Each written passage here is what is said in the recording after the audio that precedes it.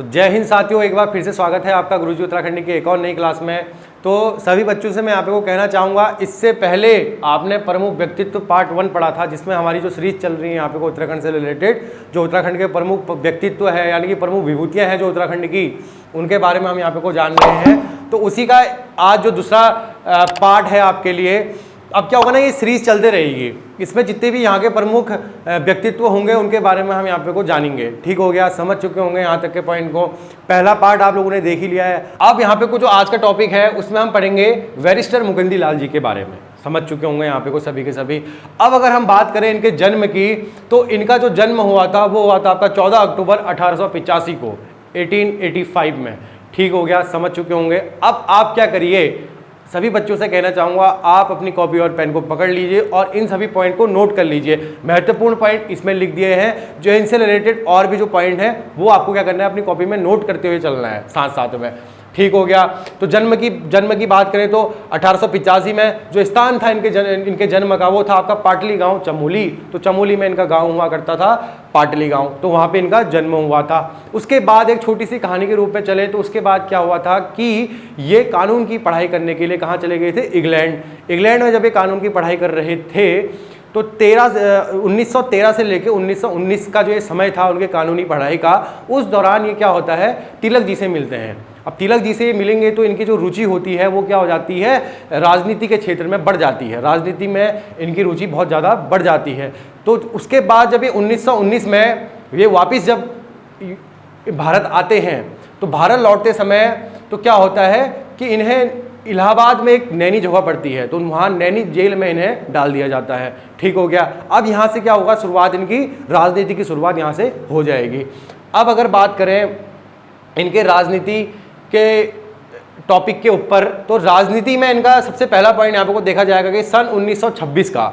तो 1926 में क्या होता है, स्वराज दल के टिकट से गढ़वाल से चुनाव जीत जाते हैं। तो ठीक हो गया, स्वराज दल के टिकट से बहुत महत्वपूर्ण पॉइंट बनेगा आपका, कौन से टिकट से चुनाव जीते और कब जीते, 1926 में। ठीक हो गया। उसके बाद दूसरी उपलब्धि इनकी ये रहेगी, उसके बाद इनका कार्यकाल राजनीति के दौरान चलता ही रहा। उसके बाद सन 1962 से लेके 1967 करीबन 5 साल में विधानसभा क्षेत्र जो लैंसडाउन का पड़ता है, वहां पे को क्या हुआ था, इन्होंने राजनीतिक कार्यभार संभाला था विधानसभा से। ठीक हो गया, ये पॉइंट आप समझ चुके होंगे। इसके बाद अगर हम इनकी प्रमुख उपलब्धियों की और बात करें तो यहाँ पे कोई इनकी प्रमुख उपलब्धि बन जाती है, गढ़वाली साहित्य व कला के पुनरुत्थान में अपना जीवन इन्होंने क्या कर दिया था, साहित्य को दे दिया था। समझ चुके होंगे। तो गढ़वाली साहित्य था और जो कला का पुनरुत्थान था, यानी कि कला को लेके इनकी जो भी अपनी उपलब्धियां थी वो इन्होंने अपना पूरा जीवन उसमें दे दिया था। यहाँ तक के चीज़ों को आप समझ चुके होंगे। अब अगर हम बात करें तो इनकी दूसरी उपलब्धि की तो मौला राम, ये बहुत महत्वपूर्ण पॉइंट है इनसे जुड़ा हुआ। इनका नाम आप सभी ने सुना होगा, मौला राम का। तो जो मौला राम के चित्र थे, आपको पता ही है, मौला राम पेंटर थे। जो उनके चित्र थे उन्हें खोजकर उन्हें कला जगत में प्रसिद्धियां दिलाई इन्होंने। समझ चुके हैं। तो उनको काफ़ी प्रसिद्धि किया इनके द्वारा, उनके मौला राम के जो चित्र थे उनको। तो किसने क्या, अगर आपसे पूछता है तो बैरिस्टर मुकुंदी लाल ने उन्हें प्रसिद्धियां दिलाई। उसके बाद अगर हम नेक्स्ट पॉइंट यहाँ पे लेके चले, मौला राम से, ये बैरिस्टर मुकुंदी लाल जी से अगर हम लेके चलें तो उसमें अगर हम देखते हैं 1969 का जो ये इनका टाइम पीरियड था, इस समय में क्या हुआ था 1969 में, तो एक पुस्तक है आपकी, कम से कम बहुत बार रिपीटेड क्वेश्चन कि गढ़वाल पेंटिंग्स के राइटर कौन है, गढ़वाल पेंटिंग्स पुस्तक किसकी है, ये क्वेश्चन आपको देखने को मिल जाता है। तो ये क्वेश्चन है, आप इसका आंसर हो जाएगा आपका बैरिस्टर मुकुंदी लाल। तो ये पॉइंट इसमें सबसे ज़्यादा महत्वपूर्ण माना जाएगा, ऑलरेडी आयोग द्वारा इसमें से क्वेश्चन आपका पूछा हुआ है। ठीक हो गया। तो इनके जो प्रमुख उपलब्धियां थी ये इसी बीच में चलती रही। जो हमारी परीक्षा की दृष्टि से महत्वपूर्ण पॉइंट यहाँ पे को बनते हैं वो ये सभी हैं। ठीक हो गया, ये सभी पॉइंट आप समझ चुके होंगे। इसके बाद अगर हम इनके निधन की बात करें तो 10 जनवरी 1982, तो ठीक हो गया, 1982 के समय में क्या हुआ था, इनका देहांत हो गया था, यानी कि इनका निधन हो गया था। समझ चुके होंगे यहाँ तक के पॉइंट को। अब हम चलते हैं नेक्स्ट पॉइंट के ऊपर। तो यहाँ तक के पॉइंट को उम्मीद करता हूँ कि आप लोग समझ चुके होंगे। अब देखते हैं इसमें नेक्स्ट पॉइंट जो यहाँ पे को है, जो प्रमुख विभूति है उत्तराखंड की, उनमें आपका नाम आता है आपका गोविंद बल्लभ पंत जी का। ठीक हो गया। अब इनके बारे में कुछ परीक्षा उपयोगी क्वेश्चनों को हम यहाँ पे को देख लेते हैं। तो ठीक है, सबसे पहले बात करें अगर इनके जन्म की, तो जन्म हुआ था इनका 10 सितंबर 1887 में इनका जो जन्म हुआ था। ठीक है, अब जन्म तो हो गया था, वो स्थान क्या था, अगर स्थान के बारे में आपसे पूछता है तो अल्मोड़ा जो डिस्ट्रिक्ट है उसमें ग्राम पड़ता है खूट, तो खूट ग्राम में इनका क्या हुआ था, जन्म हुआ था। ठीक हो गया। अब जन्म के बाद की अगर हम बात करें तो जवाहरलाल नेहरू जी ने एक इनकी जो प्रमुख उपलब्धियां हैं उनको देख लेते हैं, उपलब्धि को। तो जवाहरलाल नेहरू जी ने इन्हें हिमालय पुत्र, ठीक हो गया, तो हिमालय पुत्र नाम से इन्हें एक हिमालय पुत्र की संज्ञा दी थी इन्हें। तो ठीक है, हिमालय पुत्र किसे कहा जाता है अगर पूछेगा तो आपका आंसर क्या हो जाएगा, गोविंद बल्लभ पंत। किसने इन्हें हिमालय पुत्र कहा था अगर ये पूछता है आपसे तो कौन हो जाएंगे, जवाहरलाल नेहरू। नोट कर लीजिएगा सभी पॉइंट को। अब ये तो रही जवाहरलाल नेहरू जी की बात। अब अगर हम बात करें इनके सहपाठी, यानी कि इनके सहपाठी की अगर हम बात करें तो इन्हें महाराष्ट्र कह के यहाँ पे को बुलाया करते थे। ठीक हो गया, तो गोविंद बल्लभ महाराष्ट्र भी इन्हें कहा जाता है। अगर कौन बुलाते हैं पूछेगा तो उनके सहपाठी, सहपाठी कौन हो जाएंगे, उनके साथ के। ठीक हो गया, समझ चुके होंगे यहाँ तक के पॉइंट को। उसके बाद क्या हुआ था, 1909 के समय में, लिख लीजिएगा इस पॉइंट को, 1909 के समय में इन्होंने क्या करा था, इलाहाबाद से वकालत की थी। इलाहाबाद से वकालत करने के बाद क्या हुआ था कि काशीपुर में इन्होंने अपने वकालत का कार्य किया था आगे को। ठीक हो गया, समझ चुके होंगे यहाँ तक के पॉइंट को। उसके बाद जब उनका कार्य यहाँ पे को हो गया था, उनकी वकालत कंप्लीट होने के बाद काशीपुर में जब वो वकालत कर रहे थे तो उस समय क्या हुआ था, 1914 के समय में, ये बहुत महत्वपूर्ण पॉइंट है आपका 1914 का। इस समय में क्या हुआ था, काशी नगरी प्रचारिणी सभा की एक शाखा बनाई थी इन्होंने, जो शाखा कहाँ बनाई थी, काशीपुर में।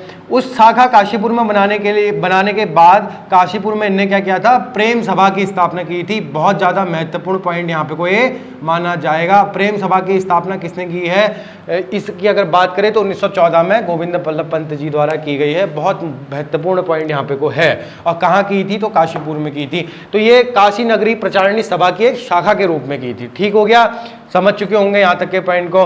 उसके बाद अगर हम बात करें 1923 की, तो 1923 में सबसे ज़्यादा महत्वपूर्ण पॉइंट गोविंद बल्लभ पंत जी से देखने को मिल सकता है आगामी एग्जामों में क्वेश्चन, कि स्वराज पार्टी से नैनीताल से संयुक्त प्रांत, जो नैनीताल संयुक्त प्रांत था, उस संयुक्त प्रांत की विधानसभा परिषद के सदस्य यहाँ पे को बने थे।